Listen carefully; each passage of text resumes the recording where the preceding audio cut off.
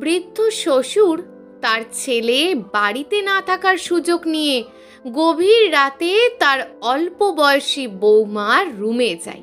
রুমে ঢুকেই বৃদ্ধ শ্বশুর ঘরের দরজা ভিতর থেকে লাগিয়ে দেয়। দরজা লাগিয়ে বৌমাকে ডাকতেই তার সেই অল্প বয়সী বৌমা বলে ওঠে, আসুন বাবা, আমি তো আপনার অপেক্ষাতেই বসে আছি। তারপর সেই বৌমা তার বৃদ্ধ শ্বশুরের সাথে যা করলো তা শুনলে আপনারা চমকে উঠবেন। বন্ধুরা, কি হয়েছিল সেদিন রাত্রে এবং কেনই বা তার বৌমা শ্বশুরের জন্য অপেক্ষায় বসেছিল? বিস্তারিত জানতে গেলে আপনাদেরকে এই গল্পটিকে শেষ পর্যন্ত দেখতে হবে। আজকের এই গল্পটি অত্যন্ত শিক্ষামূলক হতে চলেছে, তাই গল্পটিকে অবশ্যই শেষ পর্যন্ত দেখার অনুরোধ রইল। তারই সঙ্গে আমাদের চ্যানেলে যদি নতুন হয়ে থাকেন তাহলে অবশ্যই আমাদের চ্যানেলটিকে সাবস্ক্রাইব করে আমাদের সঙ্গে যুক্ত থাকবেন। তো চলুন বন্ধুরা, শুরু করা যাক আজকের গল্প। পশ্চিমবঙ্গের বীরভূম জেলার অন্তর্গত একটি ছোট্ট গ্রামে বাস করতেন দেবেন্দ্রবাবু, প্রিয়াঙ্কা দেবী ও তাদের একমাত্র কন্যা সুনন্দা। দেবেন্দ্রবাবু ছিলেন একজন স্কুল শিক্ষক এবং প্রিয়াঙ্কা দেবী ছিলেন গৃহবধূ। তাদের বিবাহের প্রায় 7 বছর পর তাদের কোল জুড়ে আসে সুনন্দা। তাই সুনন্দা ছিল বাবা মায়ের নয়নের মণি। ছোটবেলা থেকেই সুনন্দা মেধাবী, শান্ত ও ভদ্র স্বভাবের মেয়ে ছিল। সে স্কুলে ভালো রেজাল্ট করত, ভালো কবিতা আবৃত্তি থেকে শুরু করে ভালো গানও গাইতে পারত। তাই স্কুলের প্রত্যেকটি শিক্ষক শিক্ষিকারা সুনন্দাকে খুবই স্নেহ করত। সুনন্দার বাবাও ছিল অত্যন্ত কেয়ারিং। তাদের মেয়ে সারাদিন কি করছে, কোথায় যাচ্ছে, পড়াশোনা ঠিকঠাক করছে কিনা, সব ছোট্ট ছোট্ট বিষয়েও তারা সব সময় খেয়াল রাখতেন। দেখতে দেখতে সুনন্দার স্কুল জীবন পার করে কলেজ জীবনে এসে উঠলেন। সুনন্দার স্বপ্ন ছিল সে বড় হয়ে একটি ভালো চাকরি করবে এবং সেখানে থেকে উপার্জন করা প্রথম মাসে পারিশ্রমিক থেকে তার বাবা মায়ের জন্য নতুন জামা কাপড় কিনে নিয়ে এসে নিজের হাতে উপহার দেবে। কিন্তু তার এই স্বপ্ন যেন স্বপ্নই থেকে গেল। সুনন্দা যখন কলেজের 2য় বর্ষে উঠলেন, ঠিক তখনই তাদের একজন পরিচিত আত্মীয়র মাধ্যমে তার বিবাহের একটি ভালো সম্বন্ধ আসে। ছেলের নাম রাজদীপ। ছেলে একটি বেসরকারি কোম্পানিতে চাকরি করে, মোটা টাকা মাইনে পায়। কলকাতা শহরে তাদের নিজস্ব বাড়ি আছে, কিন্তু ছেলেটির মা নেই। রাজদীপের মা মারা গেছে অনেক বছর আগে। তার বাবা একজন অবসরপ্রাপ্ত স্কুল শিক্ষক। বর্তমানে তিনি তার অবসর জীবন কাটাচ্ছেন। তাই তিনি চান ছেলের বিয়ে দিয়ে সংসারের সমস্ত দায়িত্ব ছেলে বউয়ের হাতে তুলে দিয়ে নিশ্চিন্ত হতে। দেবেন্দ্র বাবু এবং প্রিয়াঙ্কা দেবী রাজদীপের ব্যাপারে সমস্ত খোঁজ খবর নিয়ে তারা বুঝতে পারলেন এই সম্বন্ধটি তাদের একমাত্র কন্যা সুনন্দার জন্য একদম উপযুক্ত।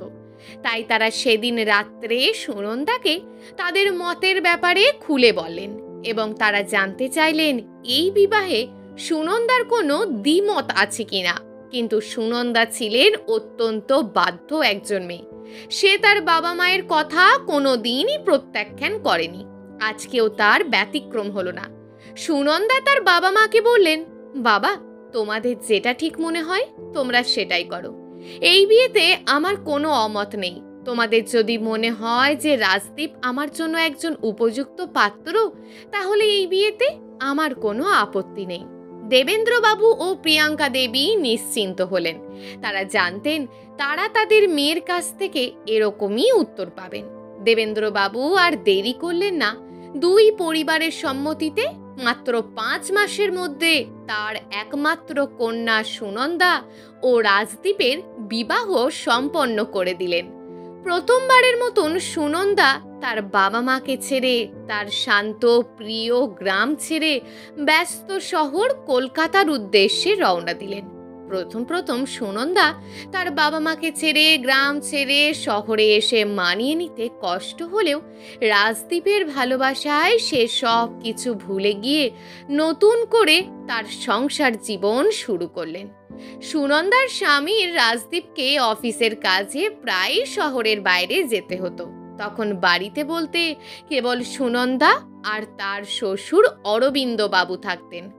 অরবিন্দ বাবু প্রথম দিকে সুনন্দার অত্যন্ত খেয়াল রাখতেন, তার যত্ন করতেন। কিন্তু কয়েক সপ্তাহ যাওয়ার পর সুনন্দা ধীরে ধীরে বুঝতে পারলেন তার শ্বশুর অরবিন্দ বাবুর চোখে এক অদ্ভুত ধরনের চাহনি রয়েছে। কারণে অকারণে অরবিন্দ বাবু তার ঘরে আসতেন, নানান বাহানায় তার গায়ে হাত দিতেন। তাছাড়াও সুনন্দা যখন রাত্রে ঘুমাতে যেতেন তখন তিনি খেয়াল করতেন অরবিন্দ বাবু জানালার পিছনে দাঁড়িয়ে তার দিকে খারাপ দৃষ্টিতে চেয়ে থাকে। সুনন্দা প্রথম প্রথম এই বিষয়গুলোকে খুব একটা পাত্তা দিতেন না, কিন্তু যত দিন যেতে লাগলো এই বিষয়গুলো যেন ততই বৃদ্ধি পেতে লাগলো। একটা সময় পর সুনন্দা পুরো অতিষ্ঠ হয়ে পড়ল তার শ্বশুরের প্রতি। তিনি মনে মনে স্থির করলেন রাজদীপ যখন বাড়ি আসবে তখন সে রাজদীপকে তার বাবার সমস্ত ঘটনা খুলে বলবে। কিন্তু পরক্ষণে তিনি ভাবলেন তার কথা কি রাজদীপ বিশ্বাস করবে? তিনি খুবই দ্বিধাদ্বন্দ্বে পড়ে গেলেন। দ্বিধাদ্বন্দ্বের মধ্যে কেটে যায় আরও কিছুদিন, কিন্তু ধৈর্যের সমস্ত সীমা একদিন অতিক্রম করে যায়। একদিন সুনন্দা যখন বাথরুমে স্নান করছিল তখন সুনন্দা খেয়াল করলেন সেই বাথরুমের জানালা দিয়ে কেউ উঁকি মারার চেষ্টা করছেন। ভালোভাবে খেয়াল করতেই বুঝতে পারলেন যে এটা আর কেউ নয়, তার শ্বশুর। সেদিন সুনন্দা কান্নায় ভেঙে পড়লেন এবং তিনি মনস্থির করলেন আজকেই তিনি তার শ্বশুরের সমস্ত কীর্তিকলাপ রাজদীপকে খুলে বলবেন। সেদিন রাত্রে রাজদীপ বাড়ি ফিরে খাওয়া দাওয়ার পর যখন নিজের ঘরে ঘুমাতে এলেন ঠিক তখনই সুনন্দা সাহস করে তার স্বামীকে বললেন, রাজদীপ, তোমার সাথে আমার কিছু গুরুত্বপূর্ণ কথা আছে। রাজদীপ তখন সুনন্দাকে বললেন, হ্যাঁ হ্যাঁ বলো না, কি কথা আছে তোমার?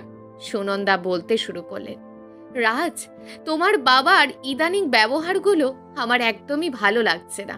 আমার খুব অস্বস্তি লাগে। তুমি যখন বাড়িতে থাকো না তখন তোমার বাবা নানান বাহানায় আমার শরীরে হাত দেয়, হুটহাট আমার রুমে প্রবেশ করে। আজ তো সব কিছুর সীমা অতিক্রম করে গেছে। আমি যখন বাথরুমে স্নান করছিলাম তখন খেয়াল করলাম তোমার বাবা লুকিয়ে লুকিয়ে আমার স্নান দেখার চেষ্টা করছেন। এছাড়াও তোমার বাবার দৃষ্টি আমার একদম ভালো লাগে না। প্রথম প্রথম বিষয়গুলোকে আমি স্বাভাবিকভাবে নিলেও এখন আর এই বিষয়গুলোকে আমি স্বাভাবিকভাবেই নিতে পারছি না। তাই আজ সাহস করে তোমাকে সব সত্যি কথা বলে দিলাম। আমার পক্ষে আর এগুলোকে সহ্য করা সম্ভব হয়ে উঠছে না। সুনন্দার মুখে এমন কথা শুনেই রাজদীপ যেন থ বনে যায়। তিনি কিছু সময় যেন চুপ করে থাকেন, তারপর সমস্ত নীরবতা কাটিয়ে বলে ওঠেন, সুনন্দা, তুমি মনে হয় বাবাকে ভুল বুঝছো, কারণ বাবা তো এই ধরনের মানুষ না। আমি ছোট থেকে বাবাকে দেখে আসছি। তিনি আমাকে অনেক কষ্টে বড় করেছেন। তিনি আমাকে এবং তোমাকে খুবই ভালোবাসেন। আমার মনে হয় তুমি বাবাকে বুঝতে ভুল করছো। দেখো গা, বাবা হয়তো তোমাকে তার নিজের মেয়ের মতোই ভালোবাসে, তাই হয়তো তোমার সব বিষয়ে খোঁজ খবর নেয়। ওগুলোকে খারাপভাবে দেখার কিছুই নেই। আর যদি বলো বাথরুমে উঁকি দেওয়া, এটা হয়তো তুমি দেখতে ভুল করেছো। বাবা কখনোই এমন কাজ করতে পারেন না। এসব নিয়ে বেশি চিন্তা ভাবনা করো না সুনন্দা, ঘুমিয়ে পড়ো। সেদিন রাত্রে সুনন্দা তার চোখের পাতা এক করতে পারে না। সে সারা রাত কাঁদতে থাকে। সুনন্দা জানতো তার কথা রাজদীপ কখনোই বিশ্বাস করবে না, কারণ রাজদীপ তার বাবাকে অত্যন্ত ভালোবাসে এবং রাজদীপ মনে করে তার বাবা এই ধরনের জঘন্য কাজ কখনোই করতে পারেন না। পরদিন সকালে রাজদীপ সুনন্দার সাথে কোনো কথা না বলেই অফিসে চলে যায়। বুঝতে পারে তার বাবার সম্বন্ধে এই সমস্ত কথা বলার জন্য রাজদীপ আর তার সাথে ভালোভাবে কথা বলছে না। সে তখন দুদিক থেকেই ভেঙে পড়েন। একদিকে শ্বশুরের করা কৃতকর্ম, অন্যদিকে স্বামীর অবহেলা যেন তাকে ক্ষতবিক্ষত করে তুলছে। এইভাবে কেটে গেল আরও কিছুদিন। একদিন দুপুরে খাওয়া দাওয়ার পর সুনন্দা যখন তার ঘরে ঘুমাতে গেল, ঠিক তখনই তার মোবাইলটা বেজে উঠল। মোবাইলের দিকে তাকাতেই সুনন্দার মুখে যেন এক চিলতে হাসি ফুটে উঠল, কারণ তার ফোনে ফোন করেছে তার প্রাণপ্রিয় বান্ধবী রূপা। কতদিন হয়ে গেল তার সাথে আর দেখা হয় না, কথা হয় না। মনে পড়তেই মনটা আবারও দুঃখে ভরে উঠল। ফোনটা রিসিভ করে তাদের মধ্যে দু একটা কথাবার্তা হলো। কথা বলতেই রূপা বুঝতে পারল তার আগের বান্ধবীর সাথে আজকের বান্ধবীর কথাবার্তার কোনো মিল নেই। কারণ রূপা যখনই সুনন্দার সাথে কথা বলে তখনই সে খুব হাস্যোজ্জ্বলভাবেই কথা বলে, কিন্তু আজ তার সম্পূর্ণ ব্যতিক্রম। রূপা বুঝতে পারল সুনন্দার নিশ্চয়ই কিছু হয়েছে। সে সন্দেহের বশেই সুনন্দাকে একটা প্রশ্ন করে বসে, হ্যাঁ সুনন্দা, তোর কি কিছু হয়েছে রে? তোর গলাটা এরকম লাগছে কেন? প্রাণপ্রিয় বান্ধবীর মুখে এমন কথা শুনতেই সুনন্দা কান্নায় ভেঙে পড়লেন। কাঁদতে কাঁদতে তিনি রূপাকে তার জীবনে ঘটতে থাকা সমস্ত ঘটনা খুলে বললেন। রূপা তখন সুনন্দাকে বললেন, একদম ভেঙে পড়বি না। তুই যদি ভেঙে পড়িস তাহলে তোকে আরও পেয়ে বসবে। এই সমস্ত লোকেদের শক্ত হাতে জব্দ করতে হয়। আর শোন, তুই যদি সত্যি এরকম কিছু অনুভব করিস তাহলে প্রমাণ রাখতে হবে। তখন রূপা সুনন্দাকে পরামর্শ দেয়, কাউকে কিছু বুঝতে না দিয়ে তুই কিছু গোপন ক্যামেরা বাজার থেকে কিনে নিয়ে এসে এবং সেগুলোকে তোর সন্দেহজনক নানান জায়গায় লুকিয়ে ফেল। দেখ, এইভাবে তোর হাতে হয়তো কোনো প্রমাণ চলে আসবে এবং সেটা তুই রাজদীপকে দেখাতে পারবি। রূপার পরামর্শটি সুনন্দার খুবই ভালো লাগে। তার পরের দিনই সুনন্দা বাজার থেকে কিছু গোপন ক্যামেরা নিয়ে এসে তার ঘরে এবং ঘরের বাইরে নানান জায়গায় লুকিয়ে ফেলে। তিনি আর সহ্য নয়, এবার উপযুক্ত ব্যবস্থা করতে চান। অপেক্ষা করতে থাকে সঠিক সময়ে এবং সঠিক সুযোগের, যাতে করে সে তার শ্বশুর মশাইয়ের কাজকর্ম তার ছেলের চোখের সামনে তুলে ধরতে পারে। রাত তখন ঠিক 12:30। রাজদীপ একটি জরুরি কাজে শহরের বাইরে গেছে। সুনন্দা তখন ঘরের লাইট অফ করে ঘুমানোর জন্য প্রস্তুত হচ্ছে। ঠিক এমন সময় সুনন্দা তার দরজার লক খোলার শব্দ শুনতে পেল। সুনন্দা ঘুমানোর ভান করে বিছানার উপরেই পড়ে রইল। কিছুক্ষণ পর সুনন্দা উপলব্ধি করল তার শ্বশুর ঘরের মধ্যে প্রবেশ করে দরজাটিকে ভিতর থেকে লাগিয়ে দিলেন। তারপর সে ধীর পায়ে বিছানার দিকে এগোতে লাগলেন। সুনন্দা তখন ঘুমের ভান থেকে বিছানার ওপর বসে বললেন, আসুন বাবা, আমি তো আপনার অপেক্ষাতেই ছিলাম। অরবিন্দ বাবু তখন সুনন্দার পাশে গিয়ে বসলেন। কিছুক্ষণ পর নরম কণ্ঠে সুনন্দাকে বললেন, বৌমা, আমি যা চাই তুমি যদি আমাকে তা দাও তাহলে এই বাড়ি ঘর আমার সম্পত্তি সমস্ত কিছু আমি তোমার নামে করে দেব। তুমি যদি আমার কথা মেনে চলো তাহলে তুমি সব পাবে, আর আমাদের দুজনের কথা রাজদীপও জানতে পারবে না। দেখো, এতে তোমারই লাভ। সুনন্দা তার শ্বশুরের মুখে এমন কথা শুনে হতবম্ব হয়ে গেল। তিনি ভিতর থেকে খুব ভেঙে পড়লেন, কিন্তু তারপরও নিজেকে তিনি শক্ত করে বললেন, ঠিক আছে, কিন্তু আমাকে 2 দিন সময় দিন, আমি একটু চিন্তা ভাবনা করে আপনাকে জানাবো। এই কথাটি বলেই সুনন্দা তার শ্বশুরকে বললেন, বাবা, আমার খুব ঘুম আসছে, আমি ঘুমাবো, আপনিও চান ঘুমিয়ে পড়ুন। সুনন্দা তার শ্বশুরকে সেদিনকার মতন বুঝিয়ে ঘর থেকে বের করে দেন এবং দরজাটিকে ভিতর থেকে ভালো করে লক করে দেন, যাতে শ্বশুর মশাই কোনোভাবেই সেদিনকার মতন আর যেন ঘরের ভিতরে ঢুকতে না পারে। তারপর তিনি তার গোপন ক্যামেরাটি খুলে দেখলেন এই ঘরের ভিতরে ঘটা সমস্ত ঘটনা ঠিকভাবে রেকর্ড হয়েছে কিনা। তিনি ভালোভাবে খেয়াল করলেন ঘরের ভিতরে ঘটা সমস্ত কথোপকথন এবং ভিডিও ঠিকভাবেই রেকর্ড করা হয়েছে। পরদিন সকালে রাজদীপ বাবু যখন তার কাজ শেষ করে বাড়িতে ফিরলেন তখন সুনন্দা গত রাতের সমস্ত ঘটনা এবং ভিডিওগুলিকে তার স্বামীর সামনে উপস্থাপন করলেন। চোখের সামনে বাবার এমন কৃত্তিকলাপ দেখে রাজদীপের যেন মুখ দিয়ে আর একটা কথাও বের হয় না। তার চোখ যেন জলে ভরে ওঠে। রাজদীপ তখন সেই ভিডিওটিকে তার বাবাকে দেখায়। অরবিন্দবাবু ভিডিওটি দেখতেই মাথা নিচু করে দাঁড়িয়ে থাকেন। রাজদীপ বাবু তার বাবাকে উদ্দেশ্য করে বলেন, আজ তোমাকে বাবা বলতেও আমার ঘেন্না লাগছে। তোমার বৌমা যখন আমাকে তোমার ব্যাপারে বলেছিল তখন আমি তার কথা বিশ্বাস করিনি, কারণ আমি সব সময় মনে করতাম আমার বাবা একজন শ্রেষ্ঠ বাবা, সে কখনোই এই ধরনের জঘন্য কাজ করতেই পারে না। কিন্তু আজ যে আমি নিজের চোখে দেখছি, সেটা কিভাবে অবিশ্বাস করি বলো? অরবিন্দবাবুর চোখেও জল, মাথা নিচু করে দাঁড়িয়ে আছে। সে বুঝতে পারছে সে কত বড় অন্যায় করেছে তার ছেলে ও তার বৌমায়ের সাথে।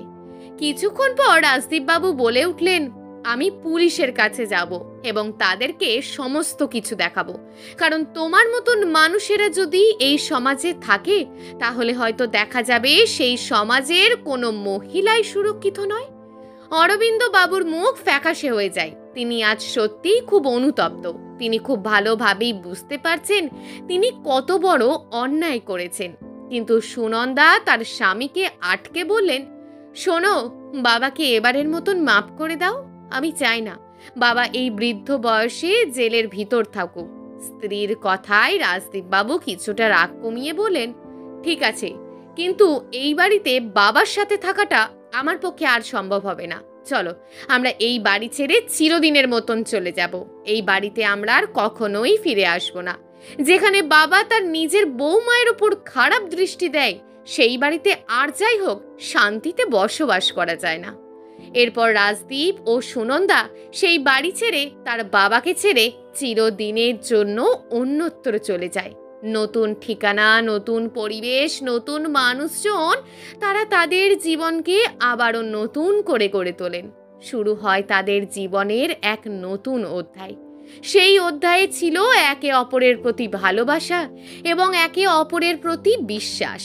প্রিয় দর্শক বন্ধুরা, রাজদীপ কি তার বাবাকে ক্ষমা করে দিয়ে ঠিক কাজ করলো, নাকি তার উচিত ছিল তার বাবাকে আইনের আওতায় নিয়ে আসা? আপনাদের মতামত অবশ্যই নিচে কমেন্ট করে জানাবেন।